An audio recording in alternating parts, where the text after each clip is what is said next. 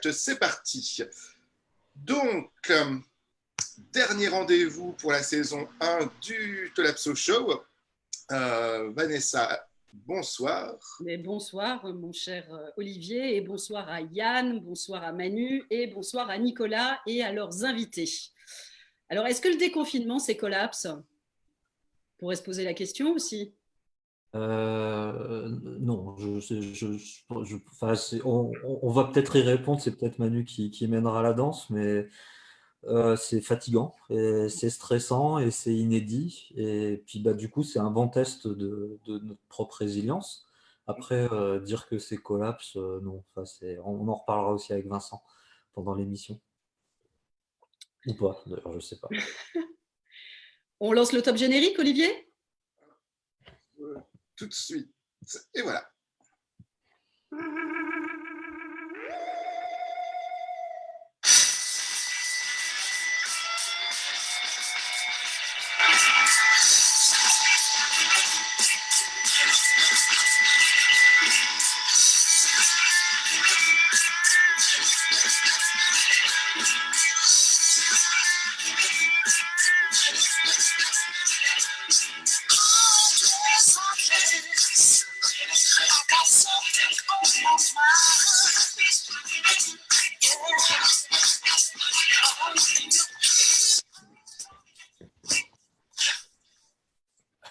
Bonsoir, bienvenue sur le plateau du Tolapso Show pour cette dernière édition de la saison 1. Alors, je suis une fois de plus très impressionné. Je coupe simplement tous les micros de la salle pour plus de confort. Je rebranche les micros de nos interlocuteurs, puisque nous accueillons ce soir, grâce à Nicolas Géraud, Vincent Mignereau, qui est le créateur de la fameuse association dont on parle un peu depuis le début, Adrastia. On en saura peut-être un peu plus ce soir. Manu, bonsoir. Bonsoir, bonsoir à toutes et à tous. Je laisse les manettes de la rencontre. Ben oui, les manettes pour cette dernière émission de la saison 1, mais nous allons sans doute avoir une saison 2 bientôt. En tout cas, c'est un plaisir d'être aux manettes encore une fois ce soir avec spécialement Vincent et Nicolas. J'aimerais bien que vous vous présentiez, mais pas vous-même. J'aimerais bien que Nicolas, en 1 minute, tu nous présentes Vincent, s'il te plaît. D'abord, Vincent, c'est quelqu'un que j'apprécie. C'est quelqu'un qui est écouté par plein de gens. On est strict dans la collapso et autour. Il était là assez au début du lancement des cafés collapse. Il a eu ses ailes de pilote, par exemple, avec le Thinkerview. Thinkerview, c'est une chaîne qu'on est beaucoup à regarder dans ce milieu-là. Il a un propos original. Il a un très haut niveau d'exigence scientifique et c'est aussi pour ça que je l'apprécie. Et puis après, enfin voilà, j'aurais plein de bonnes choses à en dire. Il a une bonne plume, écrit des propos intéressants. Et puis effectivement, il est à l'origine de l'association Adrastia qui a défriché plein de choses. Et il n'y a pas que, mais il y a aussi eux. Ok, merci. Et donc, bonsoir Vincent, bienvenue. Vincent, est-ce que tu pourrais nous présenter Nicolas? Nicolas, c'est quelqu'un que j'apprécie également, qui m'a fait l'honneur de m'inviter à ses premiers Café Collapse. Toujours des questions très stimulantes, et puis c'est quelqu'un que j'apprécie parce qu'il a une culture philosophique que je n'ai pas, ce qui me permet d'avoir des retours sur certaines questions pour lesquelles je ne suis pas forcément très informé ou très compétent. Et par ailleurs, je lui sais avoir aussi une grande exigence méthodologique et je le sais vouloir avancer vers un avenir que l'on sait contraint et voilà, délicat dans les meilleures conditions possibles. Donc je sais que son travail est parfaitement bienveillant et tourné vers son prochain. Voilà ce que j'apprécie particulièrement chez Nicolas. Eh bien, écoutez, merci pour cette co-présentation. On est dans une période un petit peu particulière puisque donc, nous avons été toutes et tous confinés pendant combien ça fait 6 semaines, 7 semaines, on ne compte plus, 53 jours, 54 jours. Lundi, un petit espoir.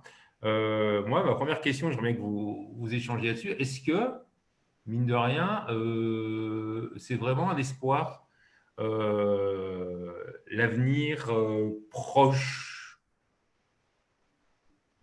Et je donne la parole d'abord à Nicolas, parce que Nicolas, je te sens, je pense que vous n'avez pas la même vision de l'avenir, en fait. J'aimerais bien savoir, justement, Ah quand non, c'est pas l'avenir proche, comment vous voyez les choses, justement.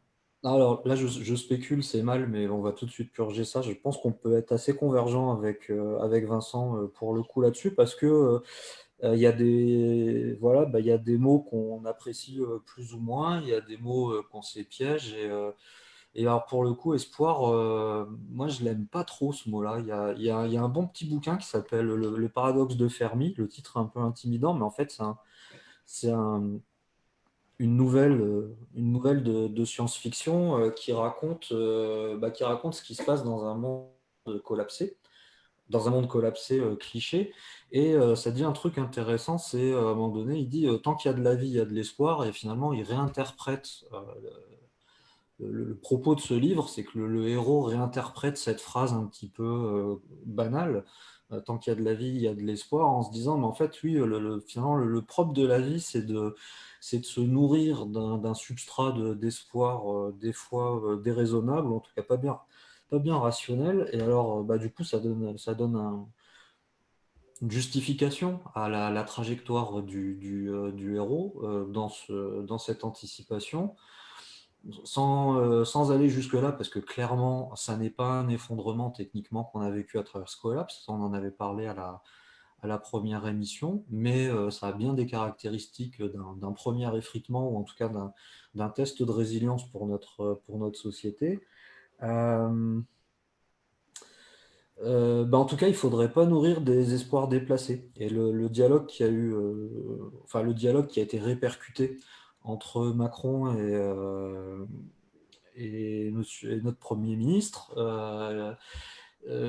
sur ce qui finalement fait un peu écho à ça, je pense vraiment que ça va être la ligne de partage du débat politique demain. Ok. C'est-à-dire, il y aura ceux qui auront de l'espoir, malgré tout, et il y aura ceux qui essayeront d'être lucides, et je me mets plutôt dans ce coin. Je rebondis là-dessus justement, et je voudrais poser la question à Vincent. Moi, Vincent, Adrastia, auquel on ne peut échapper. Donc, j'ai bien lu la signification du mot Adrastia en grec ancien. Et l'objectif de ton association, c'est anticiper et préparer le déclin de la civilisation thermo-industrielle de façon honnête, responsable et digne. C'est pas très collapso, ça, en fait. Préparer le déclin. Est-ce que le déclin, c'est collapso? Et est-ce qu'il n'y a pas une différence entre ta vision, toi, d'un déclin et une vision complètement, je dirais peut-être plus cataclysmique de certains? C'est une excellente question qui est fondamentale et qui effectivement continue à dessiner des lignes de clivage au sein de la pensée collapso au sens large, hein, pas collapsologique au sens de Pablo Servigne, mais collapso au sens large. Je distingue maintenant clairement, conceptuellement, avec une définition, ce qui relève d'un déclin et ce qui relève d'un processus d'effondrement. Euh, et ça permet aussi de distinguer ce qui est de l'ordre de l'inéluctable et ce qui est de l'ordre de l'évitable ou de l'aménageable, on va dire. Et un grand déclin civilisationnel, c'est quelque chose d'inéluctable, à mon sens. Je ne parle qu'en mon nom là, mais c'est inéluctable au sens où les limites auxquelles nous allons nous confronter sont des limites physiques, euh, indépassables. La planète Terre est un environnement fini. Nous allons buter sur des ressources limitées, en particulier en énergie. Et nos civilisations ne survivront pas, les civilisations thermo-industrielles ne survivront pas à la fin de ces ressources-là. Au cours de ce grand déclin, il peut se passer ce que Nicolas a rappelé, c'est-à-dire des processus d'effondrement, ce que je considère être des pertes de maîtrise de la situation. Alors, c'est des choses qu'il faudra bien sûr définir. Qu'est-ce que ça veut dire perdre la maîtrise de la situation? Mais là, on en a un exemple assez typique avec le Covid. L'un des risques concernant cette pandémie, c'était de perdre la maîtrise de la situation sur le plan sanitaire, et en particulier que le système de santé et l'hôpital s'effondrent. C'est ça qu'on a tenté d'éviter avec le confinement en aplatissant la courbe des gens contaminés. Donc là, la stratégie qui a été mise en place par nos sociétés a été d'éviter un effondrement au cours d'une grande crise. Et on verra a posteriori que peut-être certaines sociétés n'auront pas pu empêcher un effondrement de leur système de santé. et on verra quels auront été les effets de ces effondrements éventuels de leur système de santé sur d'autres aspects de la société, sur la politique, sur voilà, évidemment le social, sur le grand récit porté par la société. À partir du moment où la santé est impactée, que le système de santé s'effondre, les gens peuvent perdre confiance dans le grand récit qui porte la société, etc., etc. Donc, effectivement, il faut bien distinguer un déclin d'un effondrement. Je fais quelques mots sur la question de l'espoir.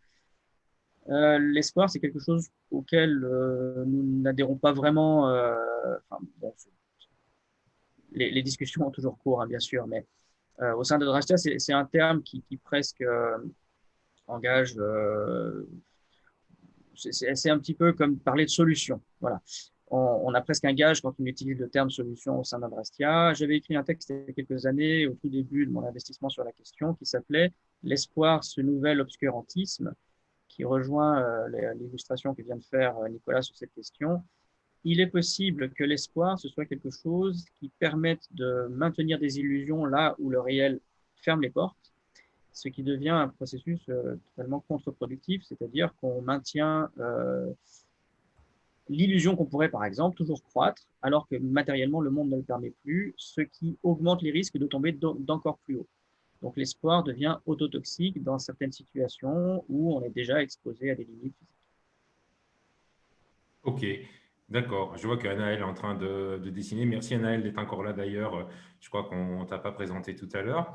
Euh, Est-ce que du coup pour vous, parce que bon, tu as parlé du Covid et en gros de la crise actuelle, est-ce que pour vous, ce qui a été fait jusqu'à maintenant donc pour éviter l'effondrement de l'hôpital notamment, etc., est-ce que donc c'était la bonne méthode, ce qui s'est passé? Ouais.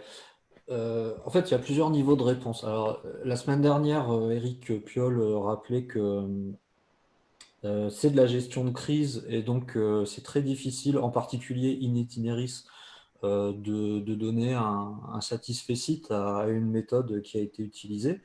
Pour parler vulgaire, c'est à la fin du bal qu'on paye les musiciens. Et donc, le bal, là, il n'est pas fini. Moi, j'ajouterais que ce que j'ai entendu de plus probant aujourd'hui, ou plus exactement le pari que je ferai sur la durée de ce bal, c'est que ça sera fini, strictement pour la crise sanitaire, Q2 2022 ou Q3 2022, donc on n'y est pas. Euh, Après, est-ce que... alors, et puis je reviens sur aussi un truc que j'ai essayé, mais ça engage que moi, hein, c'est ma lecture, mais voilà. Encore une fois, est-ce que cette affaire de crise sanitaire Covid-19, ça qualifie un effondrement? Non, pour moi, ça qualifie un test de résilience. Donc, ce qu'on peut en tirer de mieux, de plus constructif, c'est finalement se demander qui a bougé, comment ils ont bougé, quelles nouvelles attentions de solidarité, par exemple, c'est un truc intéressant, ont été possibles, quels nouveaux usages en termes de sociologie de l'usage se développent. Et puis, l'autre truc, c'est qu'est-ce qu'on peut garder comme ressources qui nous aident à traverser des crises.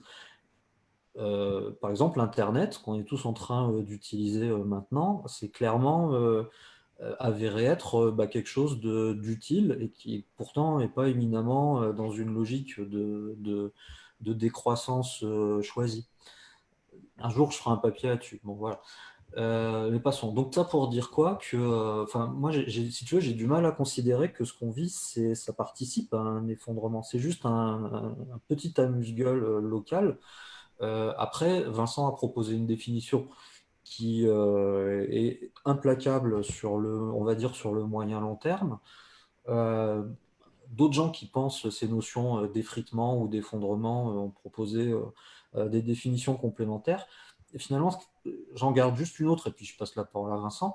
Moi, la question que ça me pose, puisque tu posais la question de ce que peut ou ce que peut pas notre système de santé, c'est je reviens à la définition de Jared Diamond, je crois bien, qui dit un effondrement, c'est quand il y a une baisse de la population dans un bassin de population donné.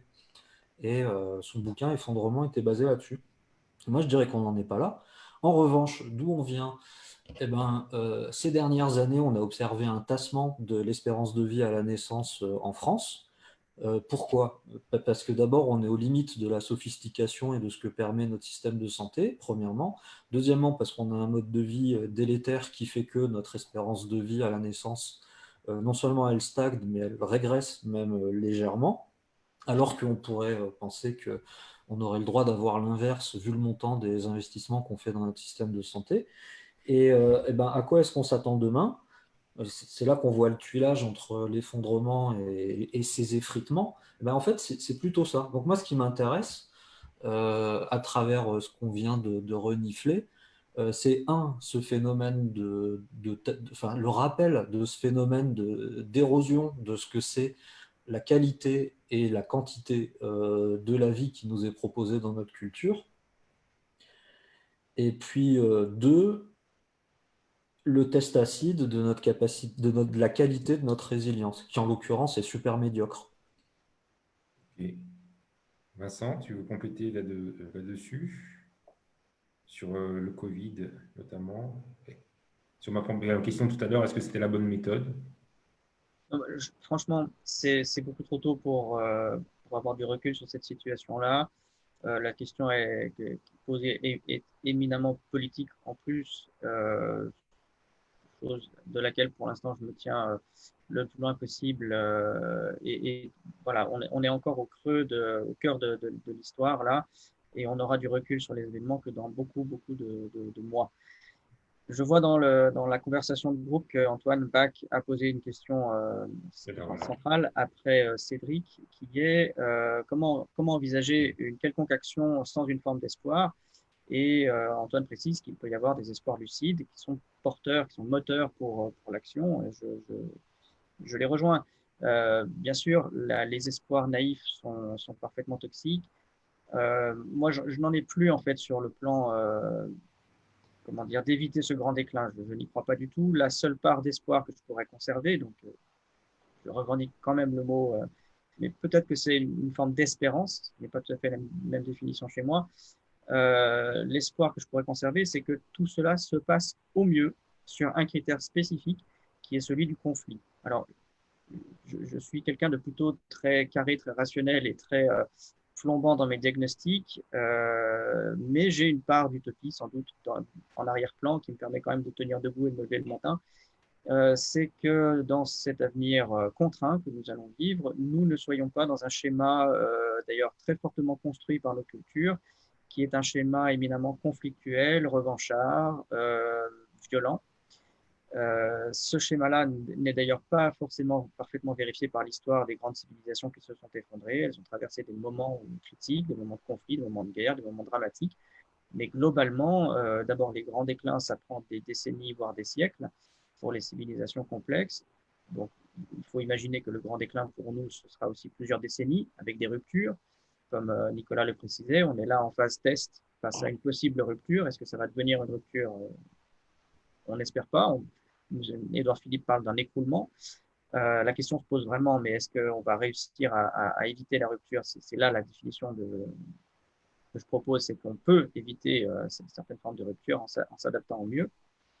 Et par contre, effectivement, ce pourquoi je militerai encore, c'est dans les récits qui portent encore nos actions et nos espérances ou nos espoirs, il y a encore beaucoup d'illusions qui me semblent être source de conflits pour demain.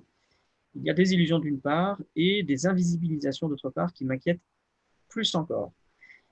Par exemple, en promettant dans une forme de transition extrêmement naïve ou candide des choses qui sont irréalisables. Et je ne vais pas développer très longuement, mais il y a en particulier des choses qu'on entend très souvent, c'est que la relocalisation est absolument nécessaire et vertueuse sur quasiment tous les plans. On oublie souvent, en particulier pour la relocalisation agricole et pour l'ensemble des transitions agricoles, on oublie souvent le coût social et le coût tout court pour la société de faire par anticipation une transition qui serait à la fois trop rapide, trop naïve et fondée sur des techniques qui seraient en décalage avec une forme de réalité rivale. C'est-à-dire que l'agriculture, c'est le socle du fonctionnement de toutes les sociétés. Si l'agriculture mute trop vite, transitionne trop vite et sur des espoirs infondés, ça va avoir des impacts massifs sur le coût de l'alimentation pour les plus fragiles, pour les plus démunis, sur la force de travail nécessaire pour effectuer les travaux qui seront censés se substituer aux tracteurs et aux énergies hydrocarbures. Et le fait de produire une nourriture plus chère a aussi des impacts sur l'ensemble du reste du fonctionnement de la société, parce qu'on ne peut plus lever autant de taxes on ne peut plus lever autant de moyens de financer l'État et puis les services sociaux et la santé, etc. Donc voilà, ce type d'espoirs-là qui sont portés par des récits très contemporains, très actuels dans le monde de la collapso, à mon sens, peuvent être générateurs, même s'ils revendiquent le contraire, générateurs de tensions sociales qu'on aura mal estimées au départ et qui pourraient être problématiques justement pour maintenir une cohésion sociale et éviter des formes de conflit, comme on aura pu le voir justement, typiquement avec les Gilets jaunes, pour un tout petit facteur de taxe au départ, qui était le déclencheur d'un conflit de grande ampleur, voilà, qui a duré très longtemps. Et dans l'ensemble, voilà, ce que je garde comme espoir, c'est que ça se passe au mieux sur le plan conflictuel, en diagnostiquant là où les espoirs sont infondés et illusoires. Il y a un méchant effet papillon, en fait. Massif. Oui, oui, c'est le grand risque, c'est en fait, là où on est tous d'accord dans le monde de la collapso, c'est sur les effets de potentiel emballement et d'effondrement systémique. Alors, on répond à ça, moi en particulier, que nos sociétés sont beaucoup plus résilientes qu'on peut le craindre au départ. Donc, les emballements systémiques, ça peut arriver, mais dans l'ensemble, elles peuvent se réorganiser, redessiner le tissu industriel. C'est d'ailleurs une préconisation de Gaël Giraud, qui est un spécialiste de la question. Il y a beaucoup de choses qui font que nos sociétés sont capables de résister à des chocs ou à des perturbations. Quoi qu'il en soit, peut-être qu'une petite erreur dans un aménagement pour un futur meilleur peut engager une société vers une rupture qu'elle n'aurait pas anticipée, ce qui serait problématique. D'accord. Moi, j'avais commencé la première émission il y a donc 4 semaines de ça en disant faut quand même qu'on continue à kiffer. Là derrière, je me pose quand même la question que nos sociétés, notamment les sociétés occidentales, on est un peu shooté au plaisir. Je dis pas seulement au désir de posséder, mais au plaisir, à la dopamine, tout ça, etc. En gros, on n'est pas trop la Corée du Nord. Et est-ce que quand même, nous, pour qu'on arrive à changer de braquet, à changer de courbe, à aller vers un avenir plus résilient, il faut quand même nous donner un petit espoir. Je rebondis sur ce que disaient Cédric et Antoine. Il faut quand même un petit peu d'espoir pour nous emmener là-dedans. Sinon, c'est peut-être le désespoir qui va soit nous mener à l'apathie, soit accélérer en fait, à dire foutu pour foutu, je surkiffe à mort et je prends 50 fois l'avion. Donc, vers quoi on peut donner de l'espoir aux gens pour une société qui se transforme? Voilà, en gros, moi, Yves Cochet, il me fait pas kiffer. J'ai pas envie que plus tard, on soit tous Yves Cochet ou Charline Gals, en fait. Et là, je pense que les gens n'arriveront pas à suivre les basiques comme moi. Hein. Tu vois le truc, il faut emmener une société vers un changement, sinon… Ouais, mais je crois que je vois l'idée, mais après, c'est subi. Alors, il y a deux choses. C'est subi ou choisi, mais le truc le plus important, c'est à quel rythme cette mutation de la société peut se faire. Si je fais une passerelle avec ce que vient de dire Vincent, en fait, le vrai problème, c'est que quand le changement est amené d'une façon trop rapide, c'est générateur de conflits qu'on aurait peut-être pu éviter ou en tout cas amoindrir ou anticiper. Et ce que tu évoques, en fait, un changement de… Après, c'est une autre temporalité. Ils sont très rares, mais les quelques personnes qui ont travaillé sur une espèce de sociologie des mœurs ou une historiographie des mœurs, en fait, ils ont essayé de spéculer comme ça sur qu'est-ce que c'est, tu dis kiffer, c'est qu'est-ce que c'est le plaisir et la place du ou des plaisirs dans une société. À la fin, ils nous rappellent quelque chose qui est vrai pour le plaisir, mais qui est vrai pour toute production, c'est que chaque société a son propre régime de rapport au plaisir, de forme de conflit, de prévalence politique. Et celle dans laquelle on va rentrer, elle sera de toute façon différente que celle qu'on a quittée. Alors pour le coup, je pense, mais c'est encore à la fois un peu tôt, mais je prends pas trop de risques en disant ça. Je pense que l'entrée dans la crise sanitaire, ça sera un jalon, c'est-à-dire qu'il y aura un avant et un après, comme il y a eu un avant et un après dans la pensée politique avec le 11 septembre. Eh ben l'entrée dans la crise sanitaire, ça pourrait être le début d'une séquence d'effritement. Alors, personnellement, si tu veux, aujourd'hui, j'avoue, mais c'est parce que c'est un révélateur de tempérament, mettre très peu d'énergie à me poser la question de qu'est-ce que ça sera le plaisir demain par contraste avec la proposition d'Yves Cochet, ou la proposition que Yves Cochet porte en creux. En fait, je sais pas et je l'investigue pas. En revanche, j'essaye peut-être c'est morbide, j'en sais rien, mais j'essaye plutôt de me demander c'est si les dominos sont en train de, de tomber, quel domino est-ce qu'on peut contribuer à retirer pour arrêter d'aller trop loin? C'est- Mais c'est pas celui de l'hédonisme. Vas-y, Vincent, pardon. Je t'en prie, je t'en prie. La question des émotions m'a posé problème très tôt dans le monde collapsologique, parce qu'en fait, les émotions ont été sélectionnées pour des raisons très particulières dans l'évolution, hein, et puis des raisons qui se comprennent bien, c'est protéger les trois conditions élémentaires à l'existence, que sont l'alimentation, la santé et la sécurité. Alors, les élans émotionnels qu'on a sont pour nous nourrir, pour nous reproduire, pour éviter d'être attaqués, agressés, etc. Voilà, sans rentrer dans le discours un petit peu caricatural de Sébastien Boller, qui est assez déterministe et positiviste au sens où il n'y a que de la croissance dès qu'on parle d'émotion et la recherche de satisfaction, de jouissance, de gloire personnelle, de reproduction, etc. Euh, Malgré tout, il faut comprendre que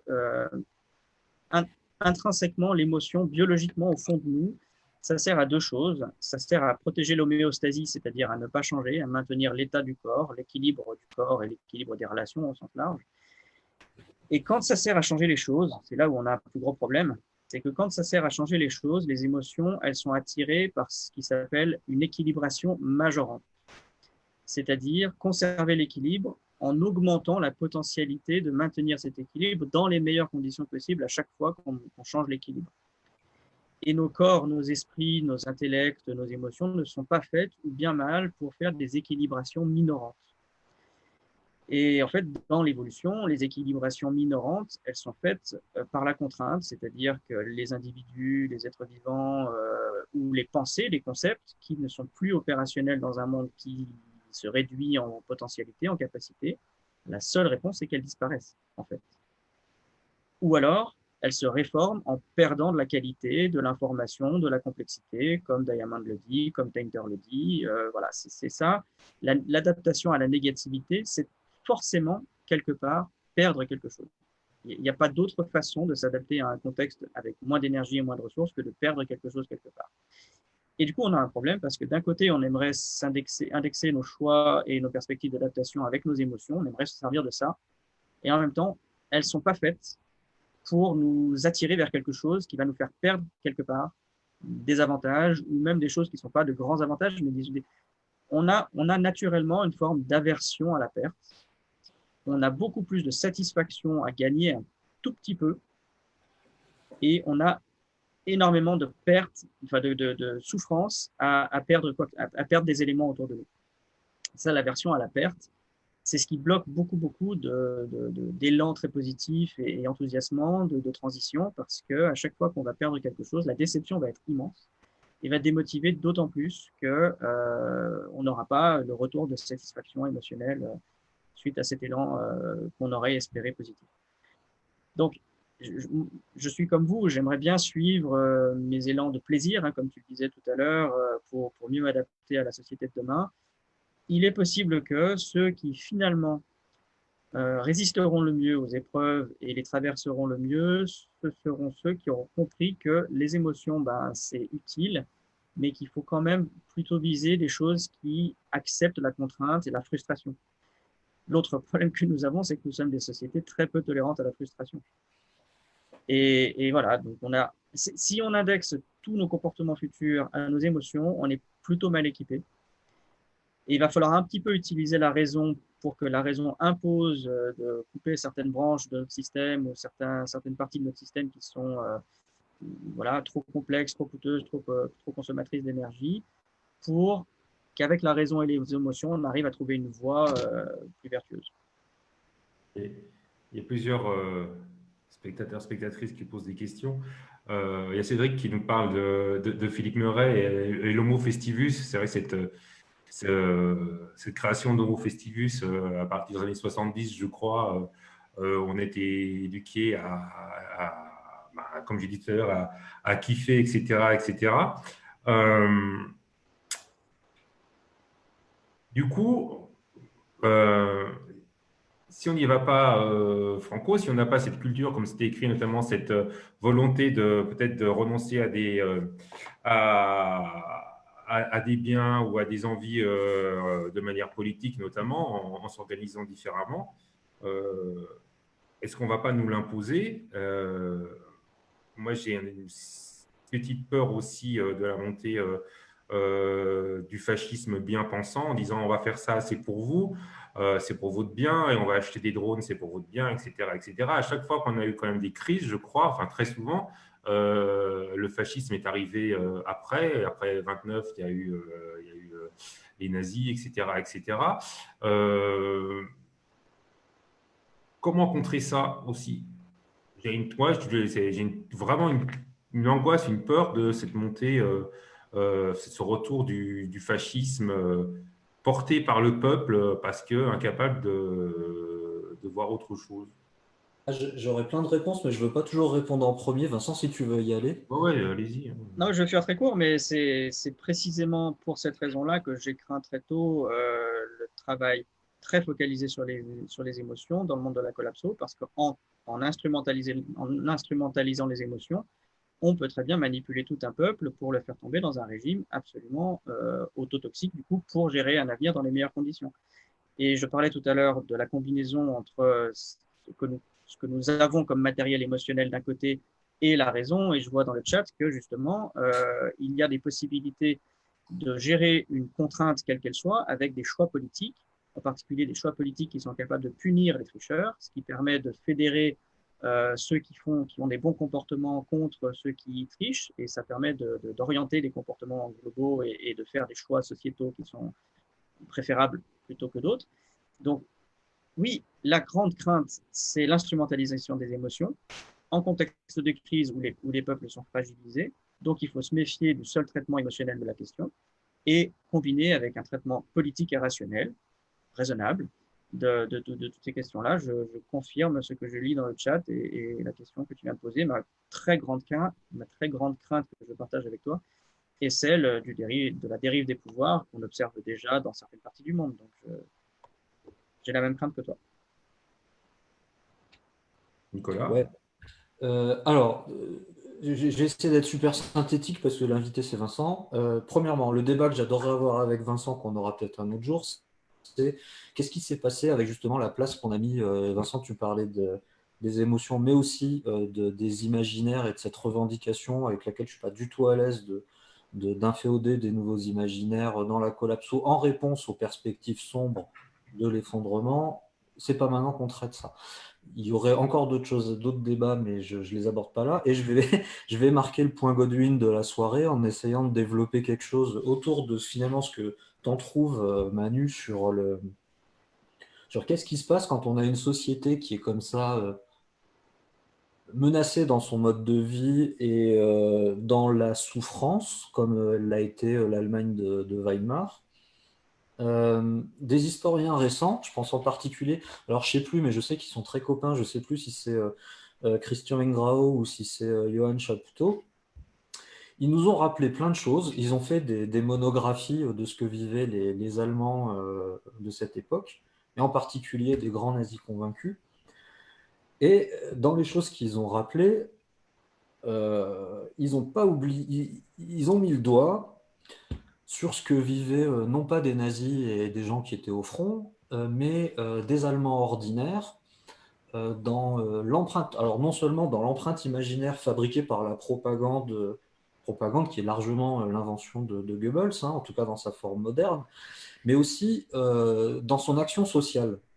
C'est-à-dire quoi? Enfin, pour être très clair, les Allemands qui étaient invités à aller coloniser l'Est, vers quelque part vers l'azimut, c'était l'Ukraine, hein, quand on parlait d'Allemagne, quand on partait d'Allemagne, ils y allaient aussi parce qu'ils avaient une proposition sociale pour la femme au foyer qui était tu vas élever des plus ou moins bons à rien qui seront classés comme ça sur un échelon d'arianité plus ou moins pur qui avait été très objectivé scientifiquement, mais aussi on va te proposer euh, l'équivalent de colonies de vacances, des alliances françaises pour promouvoir la culture allemande dans ces pays-là. On a des villes idéales sur plan qu'on va bâtir à l'Est. Et tout ça, en fait, ça avait été planifié par la pensée nazie. Et en fait, il faut la penser comme un tout. Alors après, j'arrête parce que là, pareil, je pourrais en faire des tartines, mais merci donc probablement Ingrao, je crois, d'avoir rappelé la fonction d'une espèce de care, de service social à l'époque du nazisme. Merci à Chapoutot d'avoir fait quelques parallèles, même si je suis moins d'accord, mais on s'en fout, entre une certaine efficacité nazisme et puis un certain management contemporain. Et à la fin, par rapport à ce que tu dis, Manu, ouais, je reboucle. Je pense que c'est même pas un signal faible, mais je pense que l'ère du temps, c'est une société qui cultive la régression et le plaisir et qui, parce qu'elle est aussi puérile, est complètement prête à brader des libertés individuelles pour pouvoir retrouver quelque chose de l'ordre non seulement du faux espoir, mais de la fausse promesse d'un care et d'un confort parfaitement puéril. Et moi, ça ne me convient pas du tout. Alors après, est-ce que ça qualifie, pareil, le débat qu'on avait, une décadence, ce qui est un mot tabou? Je sais pas, ça fait partie des trucs auxquels je réfléchis. Les jeux du cirque, en gros. Ouais, mais pour enfants débiles, quoi. Pour enfants qui supportent pas la frustration. D'accord. Euh, du coup, avec tout ça, je vais retomber sur le titre de l'émission numéro 4. Je vous ai posé quelques petites questions. Vous me parlez beaucoup des sentiments. Moi, parce que je cherche à avoir vos différences entre tous les deux, etc. Parce que vos différences, du coup, c'est pas votre appui sur vos sentiments. Le titre de l'émission, c'est: est-ce que la collapso est une science? Est-ce que du coup, si elle gère les sentiments, est-ce que ça peut être une science? J'ai l'impression que Vincent, toi, c'est pas ta position. Et que du coup, si on voudrait que la collapso devienne une science, il faudrait être plus rigoureux et moins dans le feeling. Il y a plein d'idées dans ce que tu dis, mais Bah Vincent, ouais, j'essaye de les mettre en ordre, c'est vachement compliqué. non, mais tu fais bien. Vincent, et quand même, enfin, on n'est pas au même niveau, hein. Vincent, il a à la fois une antériorité et une légitimité. Oui, mais alors moi, du coup, tu vois, donc vous. Alors, je me suis inquiété de certains, comment dire, de certaines libertés prises sur le plan méthodologique au sein de la collapso, qui m'ont été renvoyées dans la figure à propos de mon propre travail, parce que effectivement, je travaille aussi beaucoup sur l'émotion, l'intuition et la créativité. C'est une autre partie de mon travail. Mais la grande différence, même si je n'ai pas le statut de chercheur académique, c'est-à-dire que je ne peux pas, ou c'est difficile pour moi en tout cas, de produire des textes qui puissent être publiés dans des revues à comité de lecture, quoi qu'il en soit, je revendique la possibilité de m'appuyer sur mon intuition, ce qui est commun avec la démarche collapsologique, qui est une revendication, c'est-à-dire que toute l'épistémologie est traversée de grands mouvements intuitifs qui ont été à l'origine des grandes découvertes scientifiques. L'intuition fait intrinsèquement partie de la découverte scientifique et du travail scientifique. Même un petit laborantin, quand il manipule des boîtes de pétri, il a besoin de sa sensibilité et de son intuition pour faire avancer le protocole et faire éventuellement parvenir à une découverte. Mais la différence fondamentale dans l'intention entre ce que je peux promouvoir et ce qui est la factualité du travail collapsologique, et même une revendication dans la collapsologie, c'est de passer outre la vérification par un tiers neutre. Et ça change à peu près tout, en fait. C'est-à-dire que même si moi, je n'ai pas la possibilité de publier dans des revues à comité de lecture, dès lors qu'on me fait une critique sur un aspect opposable de mes travaux, je vais modifier le fond de mon travail. Et c'est absolument, ça paraît être une éthique épistémologique, une éthique méthodologique de base. Alors que dans la collapsologie, ce qui m'embête un petit peu, voire beaucoup, c'est qu'il est écrit, il est revendiqué que l'intuition à elle seule peut être un guide et une orientation dans des choix, en particulier pour la santé. Et ça me préoccupe énormément. Et éventuellement pour l'alimentation aussi.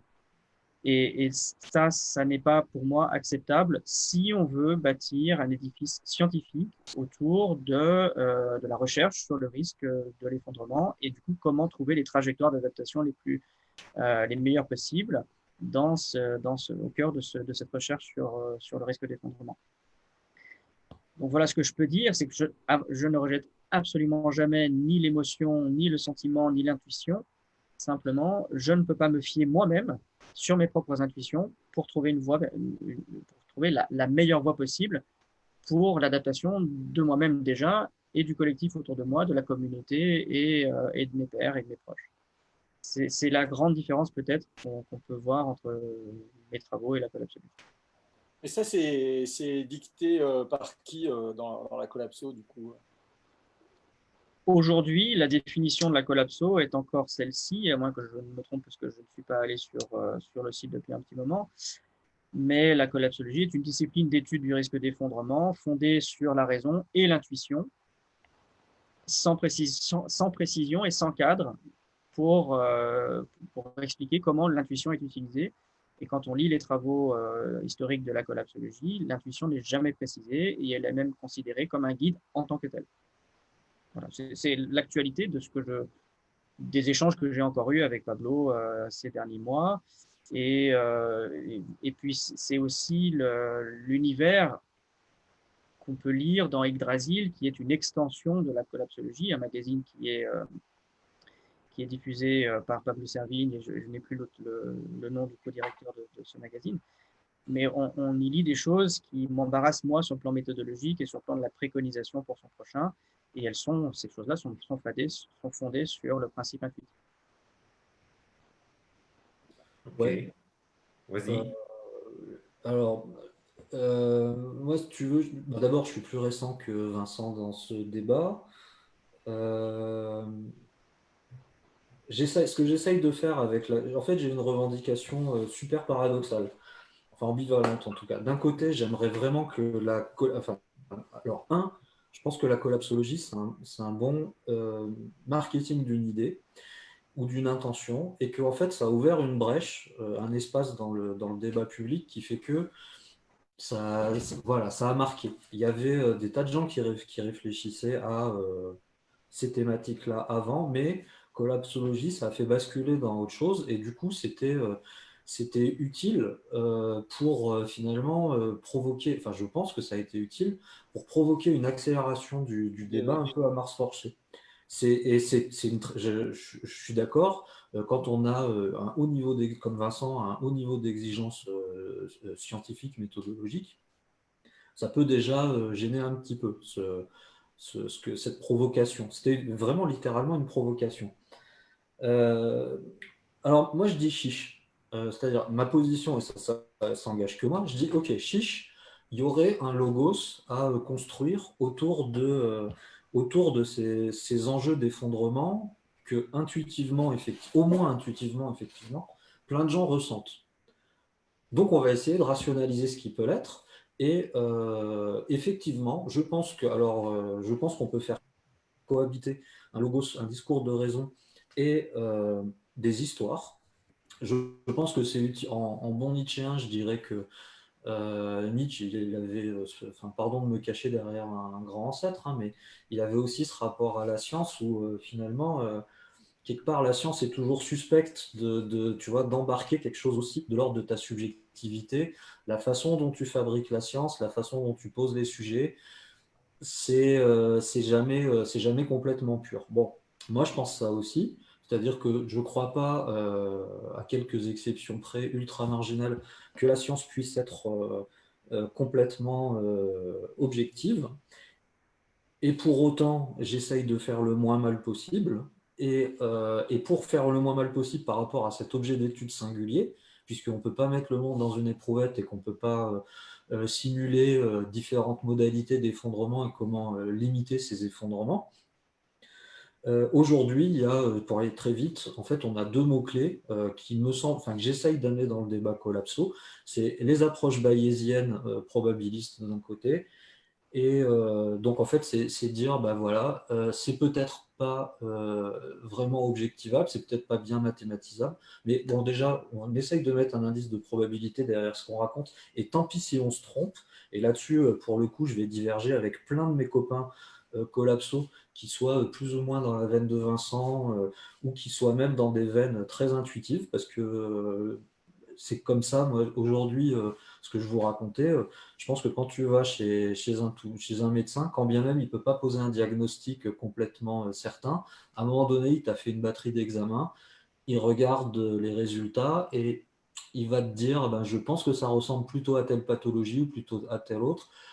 Et je prends un risque en vous disant ça, mais je préfère prendre le risque que rien dire. Puis après, il y aurait d'autres. Après, je vais être trop bavard. Mais voilà, en gros, les petits points de. Et ça ce qui m'empêche pas d'apprécier euh, tous les gens de cette communauté qui essayent sincèrement de faire avancer le schmilblick. C'est un, je mets des probabilités. Et deux, j'ai peut-être moins de problèmes que les autres, ou en tout cas plus d'impatience à aller voir aller transformer ce qu'on est en train de raconter dans des mesures de fabrication de résilience. Voilà, je ne crois pas du tout dans la solution, mais euh, je préfère essayer de bricoler de la préconisation, quand bien même je suis assez conscient, notamment grâce à des gens comme Vincent, des conditions limites de la fabrication de ces idées.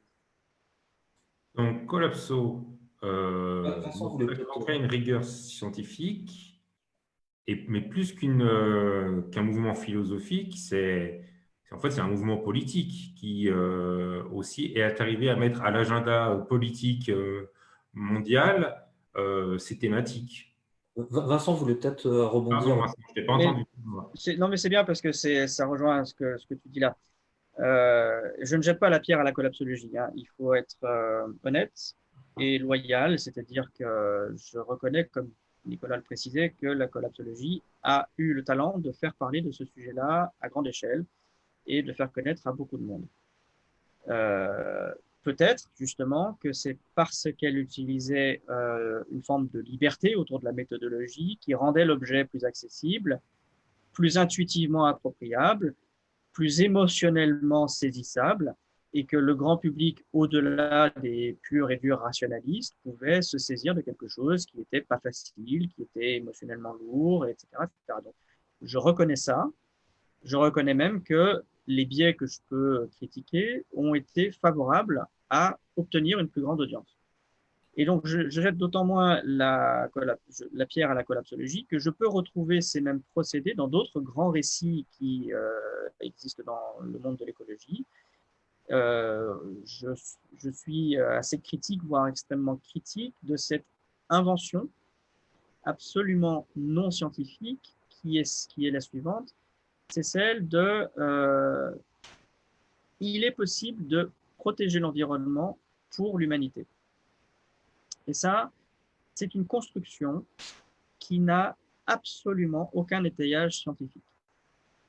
C'est-à-dire qu'il n'y a pas le matériel dans la littérature scientifique, expérimentale autant que théorique, qui permette de dire un humain est capable de protéger son milieu en dehors des systèmes isolés qui sont parfois étudiés. Il est vrai que les chasseurs-cueilleurs ou les premiers Amérindiens, lorsqu'ils sont arrivés en Amérique du Sud, ils ont réorienté les flux de matière organique et ils ont éliminé les animaux qui les dérangeaient.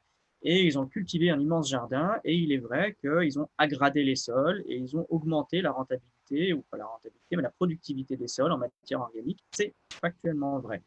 Mais c'est une confusion que de dire qu'il y a eu, d'une part, protection de l'environnement, parce qu'il y a eu bien des interactions, et d'autre part, il n'y a pas eu du tout protection, dans le sens où la matière organique qui est générée à un endroit, pour des raisons que la science sait, qui sont la conservation, les lois de conservation de la matière et de l'énergie, si à un endroit il y a plus de transformation qu'ailleurs, c'est parce qu'ailleurs il y a été pris de la matière et de l'énergie pour qu'à cet endroit ce soit concentré et que ça produise plus.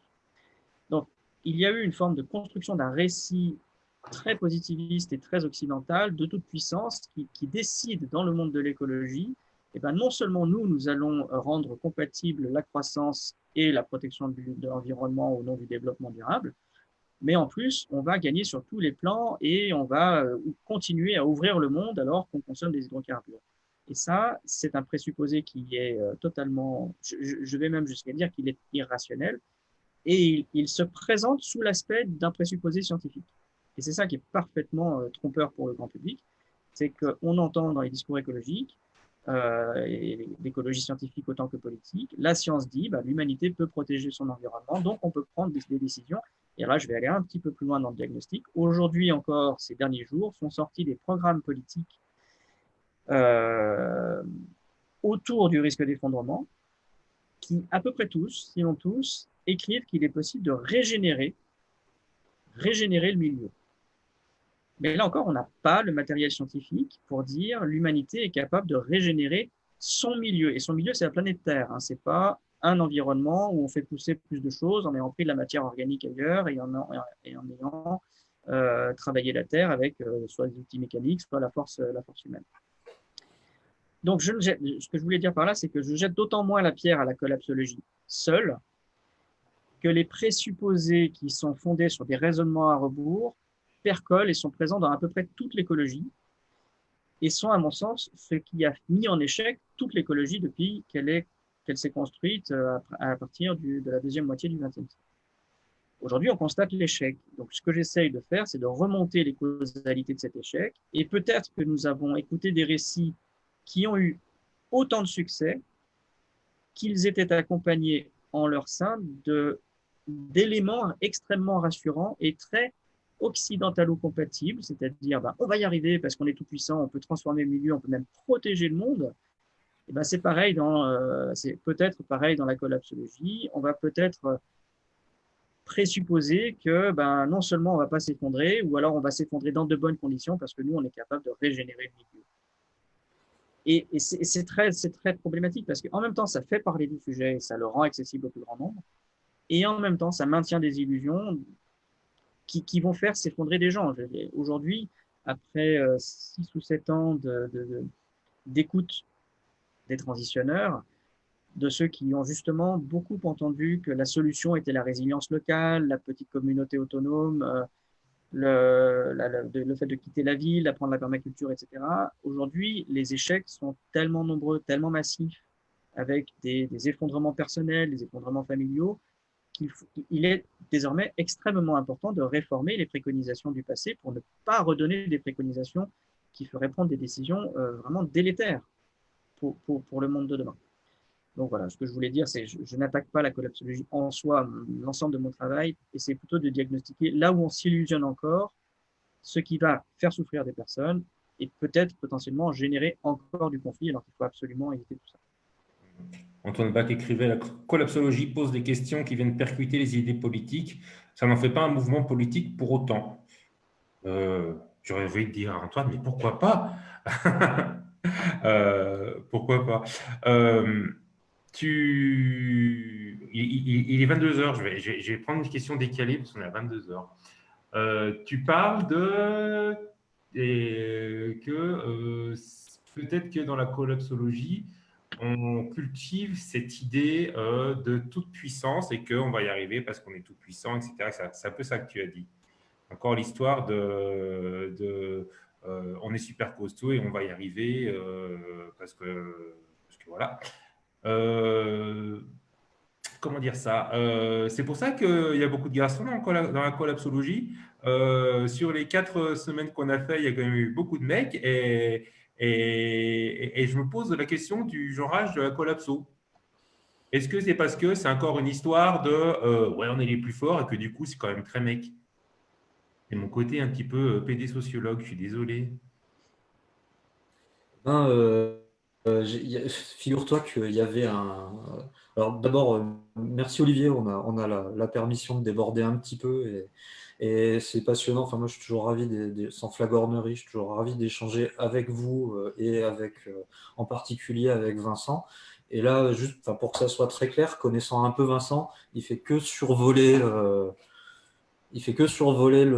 fond enfin il fait que survoler sa pensée, il nous dit pas tout, il essaye d'aller à l'essentiel et merci à lui pour ça. Mais il y a beaucoup de choses, enfin, il y aurait beaucoup de choses à approfondir.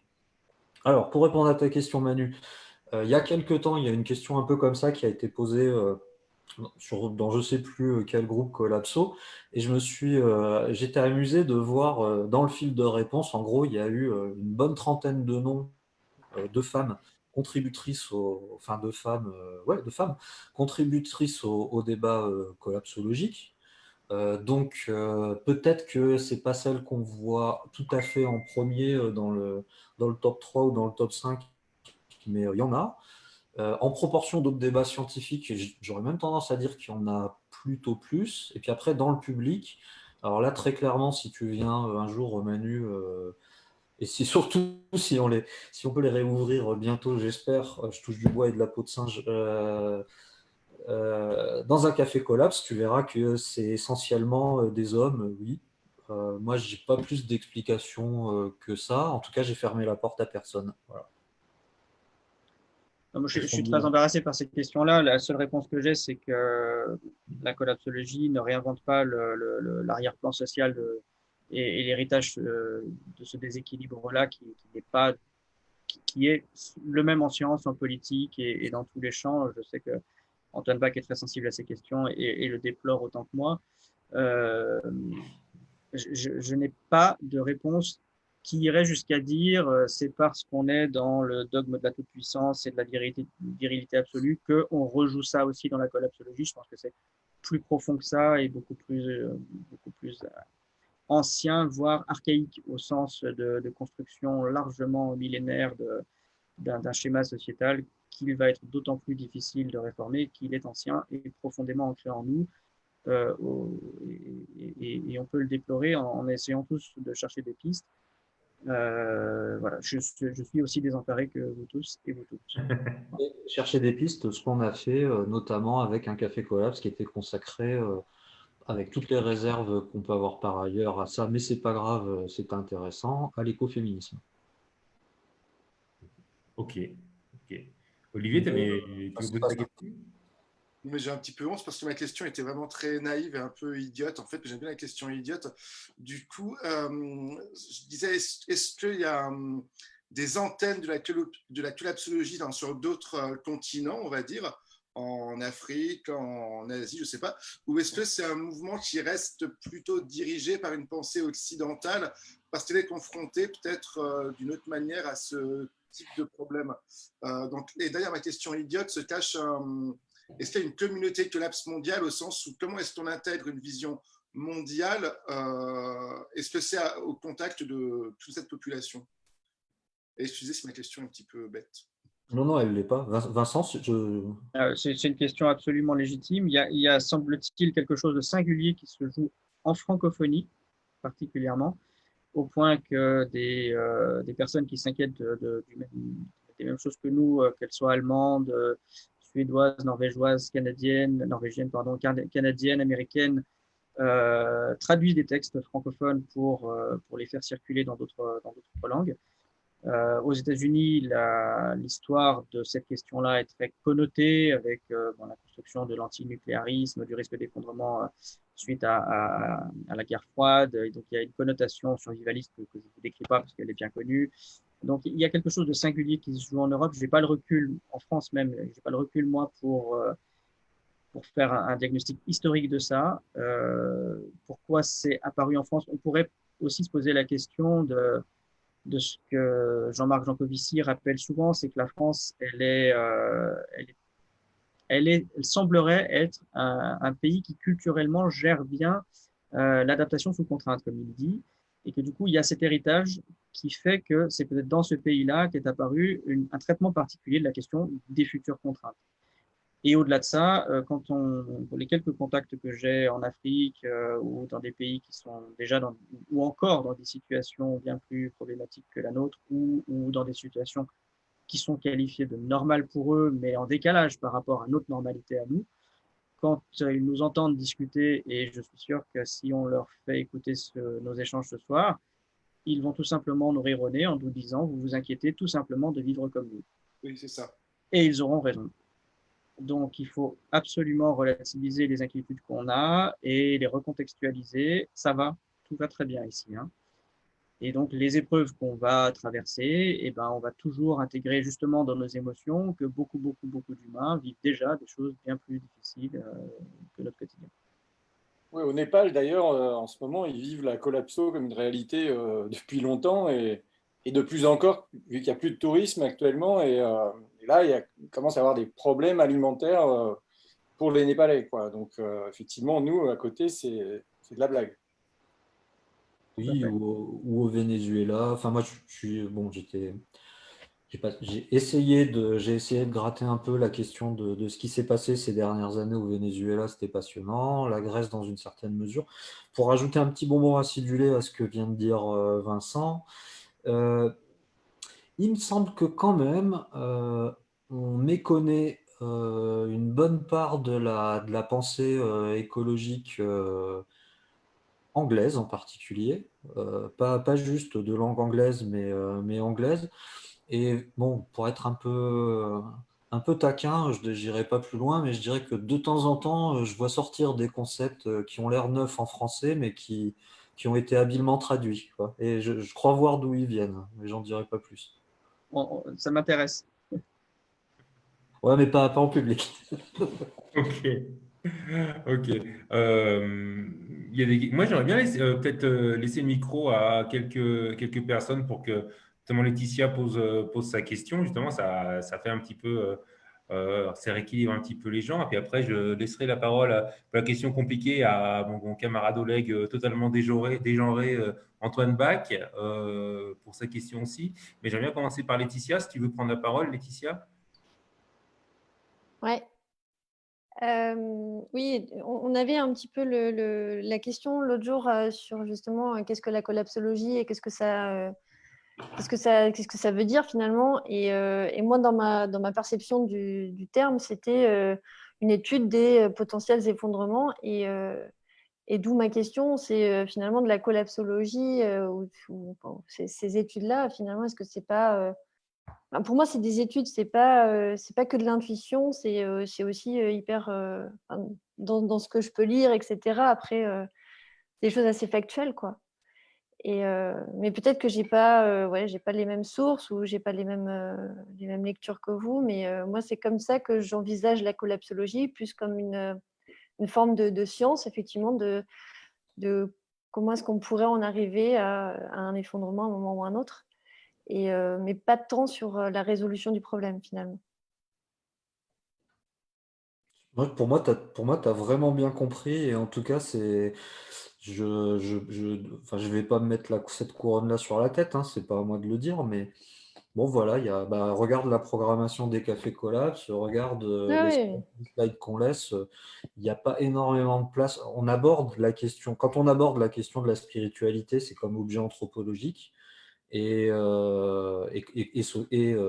sociologique. Et c'est pas l'essentiel de nos efforts, hein, loin de là. Laetitia, je suis d'accord avec toi, la collapsologie doit se cantonner à être un objet d'étude, enfin, une discipline d'étude du risque d'effondrement. Sur ce point-là, je suis d'accord avec toi, c'est ce qu'elle doit viser. Pas de réserve. c'est pas selon toi ce qui en ressort le plus en tout cas. Enfin, c'est pas ta vision. C'est heureusement ce qui en ressort le plus, et je l'espère. Mes craintes et mes réserves sont anciennes, elles reviennent régulièrement parce qu'elles sont encore d'actualité. Voilà, certaines préconisations qui sont faites au titre de la collapsologie sortent du cadre de la collapsologie comme tu l'as décrit toi. Donc voilà, c'est bien d'avoir un peu de vigilance pour ramener à sa définition initiale ou à ce que devrait être sa définition initiale. La collapsologie est une discipline d'étude du risque d'effondrement. Point. Voilà. Merci. Antoine, tu poseras beaucoup mieux ta question si c'est toi qui la poses que si c'est moi qui la lis. Salut Antoine. En fait, ça fait écho à des choses qui ont été dites déjà il y a plusieurs minutes, donc je ne sais pas si ça fera avancer le débat, mais avec Vincent, probablement qu'on partage une vision assez sombre de l'avenir. Cependant, il y a quand même 2-3 choses sur lesquelles on diverge, et c'est heureux, et bien ça nous permet d'avoir du débat. Ma question, en gros, c'est celle-ci. Vincent, tu as dit que l'être humain, jusqu'à présent, il n'avait jamais prouvé qu'il était capable de préserver son environnement. Faut qu'on s'accorde sur la notion de préserver. Si par préserver, c'est n'apporter aucune altération, oui, tu as raison. L'être humain, en tout cas depuis on pourrait dater, je relisais le bouquin de Laurent Testo, La Cataclysme, notamment sur l'extinction de la mégafaune. Oui, effectivement, l'humain a toujours apporté des altérations à son environnement. Et alors, les lapins aussi le font. Enfin, c'est pas tant la question. Et là, je pense que tout environnement, tout écosystème, il a une capacité de charge. Et qu'est-ce qui, selon toi, différencierait l'être humain des autres espèces, à part le fait qu'il est peu prédateur à part lui-même, et puis les microbes d'ailleurs, les virus. Mais qu'est-ce qui empêcherait l'être humain de ne pas emplafonner la capacité de charge de l'environnement?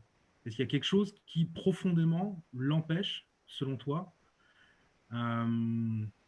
Est-ce que du coup, par conséquent, il serait rigoureusement impossible, il serait génétiquement impossible, je ne sais pas, que l'être humain devienne raisonnable dans son ensemble? Il y aura toujours des individus, évidemment, qui ne voudront pas l'être, ça c'est soit. Mais dans son ensemble, arrive à un équilibre entre son développement en tant qu'espèce et la capacité de charge du système. Ta question est essentielle et elle m'est souvent posée parce que j'ai tendance, ou plutôt, j'ai pas été assez prudent dans la présentation de mes hypothèses sur ce qu'on appelle la nature humaine, et on a tendance à considérer que je considère que, comme tu l'as dit là, l'espèce humaine est en tant que telle, par essence, condamnée à dépasser la capacité de charge de son milieu. Or, ça n'est pas ce que dit l'histoire, puisque 99% de l'histoire de l'humanité, ça a été plutôt des régulations, voire même des régulations volontaires, avec des stratégies collectives d'évitement de la concentration de la richesse, de l'acquisition de pouvoirs centralisés, de pouvoirs qui exerceraient une coercition, enfin tout ce qu'on sait avoir accompagné la croissance économique et puis la civilisation et puis le capitalisme in fine. Tout ça a été, comme le disent Claes Dessalines et Scott, stratégiquement évité. C'est-à-dire que l'humanité est capable de se réguler. Ce que je dis dans mes travaux, j'accepte tout à fait ça, et en fait c'est quelque chose que j'ai dit dès le départ dans mes travaux, mais que je n'ai pas suffisamment bien présenté pour que du coup j'évite cette critique-là. Ce que je dis dans mes travaux, c'est que l'humanité intrinsèquement et singulièrement est différente des autres espèces parce que lorsqu'elle est exposée à un contexte de pression de la rivalité ou de pression de la compétition, c'est-à-dire si je suis exposé à un risque existentiel, par exemple sur mon alimentation, ou à une attaque d'un ennemi, ou à un pathogène qui circule, eh bien, si je suis une espèce, on va dire, non humaine, je vais tout simplement être régulé, ma population va réduire, je vais donc retrouver la capacité de charge, ou je vais être éliminé de l'évolution. L'humanité a cette capacité, par sa capacité cognitive, sa main, sa capacité à se raconter des récits, à élaborer des chaînes de causalité artificielles, bon, je rentre dans le détail, mais à produire des abstractions qui lui permettent d'assembler des éléments du réel pour composer un nouveau rapport au monde. Cette capacité-là, lorsqu'elle est sollicitée parce qu'il y a un risque existentiel, eh bien, elle vient ajouter une complexité supplémentaire et du coup permettre de surmonter l'épreuve, par exemple une épidémie ou une attaque d'un ennemi, mais ça oblige à maintenir ou à augmenter, à dépasser la capacité de charge une nouvelle fois. À chaque fois que la pression existentielle est trop forte, l'humanité dépasse la capacité de charge et maintient ensuite ses avantages acquis. Donc, elle n'est pas intrinsèquement dans la destinée de s'autodétruire par augmentation perpétuelle de la capacité de charge, mais lorsqu'une circonstance vient l'exposer à mourir, elle préfère ne pas mourir, comme toutes les espèces. Et comme pour ne pas mourir, elle a un cerveau qui lui fait développer des techniques et qui sont toutes délétères pour l'environnement, in fine, elle finit par toujours dépasser plus la capacité de charge, et ensuite on arrive à des moments où la pression de la compétition est tellement grande qu'elle ne peut plus ne pas déployer de technique, comme aujourd'hui, c'est tout notre problème. Aujourd'hui, une population humaine qui souhaiterait réguler, comme l'ont fait les chasseurs-cueilleurs pendant 99% de l'histoire de l'humanité, une population humaine qui souhaiterait réguler son adaptation et son emprise sur le monde pour des vertus, pour des raisons écologiques, pour des raisons vertueuses, se retrouverait très vite dépassée par son voisin. Et donc exposé au dilemme du prisonnier, au tricheur, à perdre de la souveraineté sur son territoire. Et c'est le problème, c'est que nous ne voulons pas nous autodétruire. Ça n'est pas inscrit dans notre génome que nous allons nous autodétruire. Simplement, nous avons des capacités techniques ou des capacités à déployer des techniques qui, dès que nous sommes exposés à un risque existentiel, si nous ne les développons pas, si nous ne les mettons pas en place, nous disparaissons et nous ne voulons pas mourir. C'est tout simplement ça. C'est une forme d'effet rebond, c'est ça? Systématique?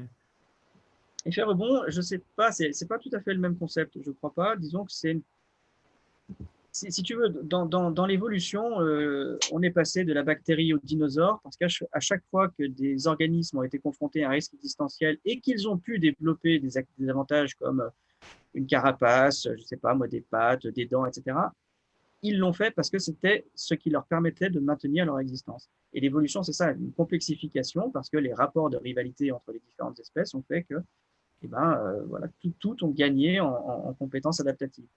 La grande différence, c'est que nous le faisons au détriment des équilibres écologiques, mais ça n'est pas une nécessité. Nous n'avons pas intérêt à détruire les équilibres écologiques. C'est juste que lorsque nous avons un risque existentiel, nous déployons des techniques qui finissent à long terme par nous porter préjudice. Je me permets juste un tout petit rebond. Vincent vient mettre le doigt là plusieurs fois sur ce mot qui est vertigineux, c'est la capacité de charge. Moi aujourd'hui, j'ai un peu lu là-dessus, j'arrive pas à avoir de conviction déjà sur ce que serait à l'instant I la capacité de charge de notre planète et de notre milieu, sans même parler de spéculer sur son évolution dans un contexte en gros au moins de réchauffement climatique. Donc c'est super compliqué et c'est là qu'on arrive très vite aux vraies limites de la collapso, avec un concept qui est fondateur, hein, enfin, qui est vraiment une pierre angulaire de la réflexion, c'est euh, notre monde n'est pas infini, donc il a une capacité de charge. Quelle est cette capacité de charge aujourd'hui?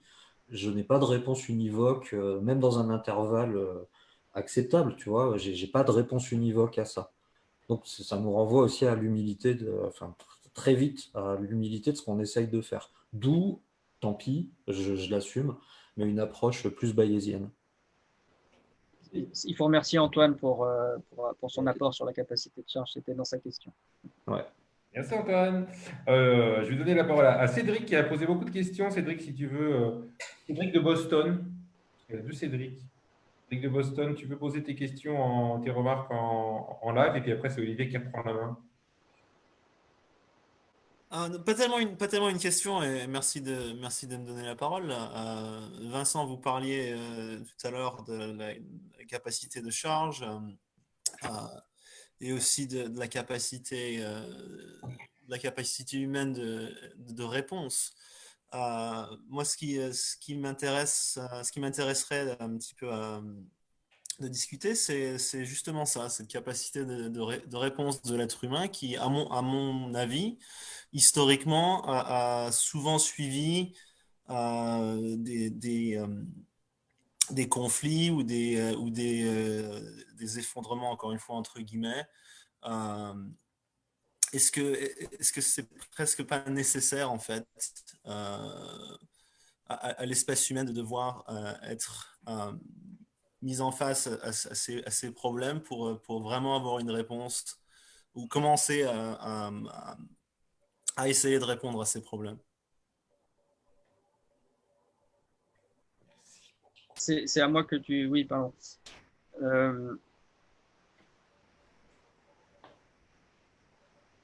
En fait, ta question, je peux me permettre de te tutoyer. Dans d'autres circonstances, par exemple, on va parler d'une autre pandémie, celle du XIVe siècle. Dans d'autres circonstances, lorsque l'humain est confronté à une crise très sévère, eh ben, effectivement, ça l'oblige à se réformer, à adopter de nouvelles techniques, de nouvelles stratégies et à repartir éventuellement dans des conditions plus favorables. Voilà, une meilleure gestion de la prochaine pandémie, un apprentissage de ce que veut dire un confinement, un apprentissage de ce que veut dire l'hygiène, etc. Donc oui, on pourrait espérer qu'aujourd'hui, nous soyons confrontés à une épreuve qui nous fasse office d'apprentissage et que nous soyons plus compétents pour gérer l'avenir. Mais ce que disait Antoine Bach tout à l'heure, il témoignait de son inquiétude. Aujourd'hui, nous avons à ce point détérioré notre milieu avec une telle inertie dans les effets délétères que la probabilité, pour reprendre le goût de Nicolas pour la théorie bayésienne, la probabilité que l'humanité trouve une voie stratégique qui lui permette d'éviter une grande régulation démographique en même temps qu'une grande perte de confort pour la plupart de ses membres, cette probabilité-là, elle est extrêmement faible. C'est ça, en fait. Donc, je ne dis pas qu'on ne va pas tirer enseignement de ce qui va se passer au cours de ce siècle, mais l'enseignement qu'on peut déjà envisager, c'est que ça soit dans de moins bonnes conditions, quoi qu'il arrive, parce que, alors je vais vous donner un chiffre. Aujourd'hui, l'humanité, dans son ensemble, elle soustrait à la biosphère 25% de la totalité de la matière organique qu'elle produit. 25%. C'est-à-dire que tout ce que fait la vie depuis 4 milliards d'années, le résultat pour ces derniers siècles, avant la grande explosion de la démographie humaine et l'usage des hydrocarbures, ben, tout le vivant que la planète Terre produit, l'humanité en soustrait 25%. Ce sont des chiffres qui sont colossaux. Et lorsque nous n'aurons plus les hydrocarbures pour augmenter les rendements agricoles, lorsque nous allons subir le réchauffement climatique au point que de toute façon les rendements agricoles vont être impactés, que les océans vont continuer à se vider de leurs poissons, etc., nous n'aurons plus accès à ces 25% de matière organique qui nous nourrissent, pour faire court. Et ça va avoir nécessairement un effet régulateur massif sur notre niveau de vie et sur la démographie. Enfin, j'aimerais être d'accord avec toi ou avec vous, je ne sais pas s'il faut que je te tutoie, mais j'aimerais être d'accord avec toi et que cette épreuve-là ou que les décennies qui viennent fassent office d'enseignement et que nous adoptions des techniques ou des politiques ou des cadres moraux ou des récits qui soient organisateurs de la meilleure façon possible. Je crains que là, on est tellement, pour reprendre le terme d'Antoine Bach, dépasser la capacité de charge, que quel que soit l'apprentissage qu'on fasse, ce sera difficile. Voilà. C'est-à-dire que le XIVe siècle, c'était la fin du servage et peut-être que le XXe sera le début du sevrage. C'est ça. Bien vu. Alors, un petit point de planning, parce que déjà, on est déjà sur... on a déjà dépassé. On va bientôt conclure, il est 22h25, pardon, on va bientôt conclure, malheureusement. Je vais donner la parole justement à Olivier et Vanessa, peut-être pour quelques questions, et puis les questions après, normalement, de Laetitia. Une fois qu'on aura coupé le live, on pourra continuer, je pense. Moi, j'ai une question à 2 balles, si je peux la poser maintenant. Donc, je voulais savoir, en tant qu'ancien cordiste et donc spécialiste de la théorie qui l'accompagne, hein, la théorie des cordes, est-ce que tu penses qu'un autre univers parallèle est notre seule manière de nous sauver, en fait? Joker. Ok. Question intelligente maintenant. Alors, avant peut-être de prendre la question de Laetitia, c'est ça du tout. Alors, on avait une petite habitude, Vincent, vous n'êtes pas au courant, mais dans le Collapso Show, c'est les questions du questionnaire de Max Frisch. Max Frisch, c'est un auteur suisse de la deuxième moitié du XXe siècle, auteur de romans, de théâtre notamment, et qui a un questionnaire qui est volontairement… Alors, il n'y a pas de bonne ou de mauvaise réponse. C'est plus des façons un peu décalées de vous faire intervenir sur certains sujets. Donc, si vous en êtes d'accord, je peux vous poser 2 ou 3 questions du questionnaire dit de Max Frisch. Par exemple, alors,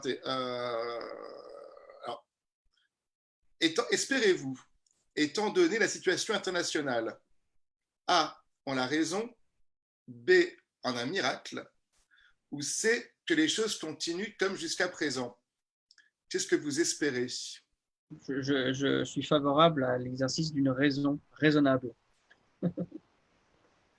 Une autre question peut-être plus sombre. Quel espoir avez-vous abandonné, Vincent? Toute forme de solutionnisme. Donc, ouais, il n'y a pas de solution. Non. Je peux poser la dernière, Olivier? Bien sûr. Hein? Qu'est-ce qui vous remplit d'espoir? La nature, l'art, la science ou l'histoire de l'humanité? Moi, je ne vais pas dire que ça me remplit d'espoir, mais ce qui me fait du bien et qui participe à me faire tenir debout dans des temps un peu compliqués, c'est l'art, sans hésitation. Merci. Merci Vincent. Il y avait une dernière question, Manu, dans le public ou non? Si on a le temps, vas-y Laetitia. Ouais, moi c'était. Il y a une dernière intervention de Laetitia du coup pour conclure l'émission, puis redonner la parole du coup à Nicolas et à Vincent. Ouais, ma question, elle était un peu orientée quand même, mais voilà, est-ce que finalement l'espèce humaine est capable, ou a cette capacité de projection, on va dire sobre, parce que c'est pas ce qu'elle nous a montré jusqu'alors. Enfin, en tout cas, l'histoire de l'humanité ne montre pas que la sobriété fait partie de ces algorithmes. Et est-ce qu'on est après, ça va chercher dans l'espoir un petit peu ou dans la croyance, mais voilà, est-ce que finalement l'être humain est capable de régresser, enfin, de trouver d'autres solutions?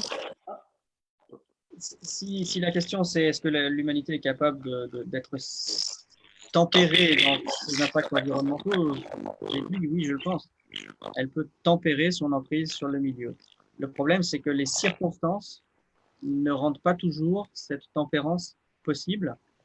Et je vais du coup le dire de façon plus simple que je l'ai dit tout à l'heure à Antoine, je me suis un petit peu embrouillé, mais aujourd'hui, les circonstances ne se prêtent pas à mettre en œuvre un apaisement de notre emprise environnementale parce que nous sommes exposés tout le temps à des contraintes qui vont être de plus en plus grandes. Climatiques, énergétiques, de ressources, de rivalités économiques, stratégiques, politiques, tout ce qu'on veut. Ces contraintes-là, on est dans un contexte où elles ne font qu'augmenter. Et donc, malheureusement, oui, l'humanité est capable de se réguler. Je l'accepte très volontiers. Je pense même que c'est sa préférence par défaut. Mais dans certains contextes, elle est contrainte d'augmenter son emprise parce que sans ça, elle disparaît avant les autres et personne n'a envie de mourir en premier. C'est un principe de la vie, je dirais. Ok. Merci. Merci beaucoup, pardon, Manu. Merci beaucoup à Vincent Mignereau de votre présence ce soir. C'était absolument passionnant. Merci beaucoup à Naël pour ses dessins. Merci Manu, merci Yann. Et merci bien sûr Nicolas d'avoir animé brillamment ce Collapso Show. Alors, du coup, une dernière question pour toi que vient de poser John Fondu. Entre nous, c'est un peu le Collapso Show. Si le système s'effondre demain, où vas-tu et que fais-tu? Bon, si on va dire qu'il s'effondre très vite, je reste auprès de mes proches, tout simplement. Vous restez, pardon? Auprès de mes proches. Et Nicolas, du coup? Moi, c'est ça ou dans des endroits que j'aime bien. Il y en a 2, 3. Et je vous dirai pas lesquels. Pas lesquels. Ils sont ouverts aussi.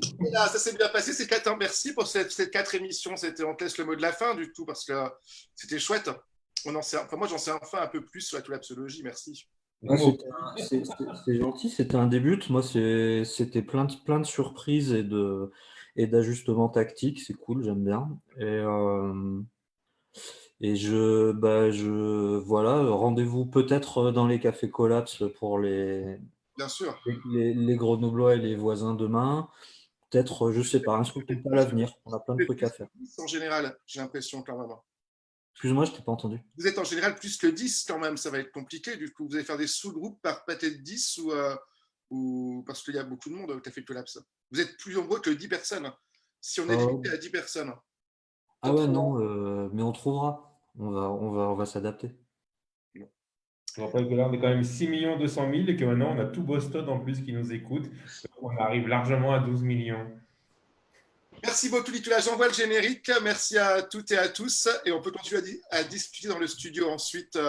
Merci beaucoup. Merci beaucoup. Merci, Vincent.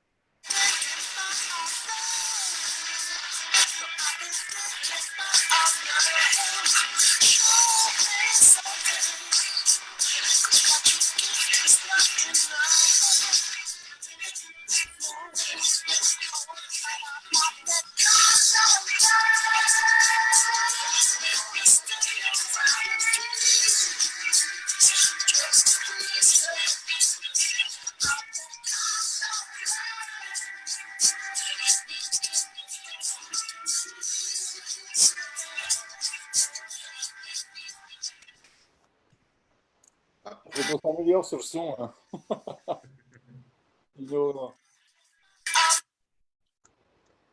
Eh ben, merci beaucoup. Hein. Je coupe le Merci registre. à toi.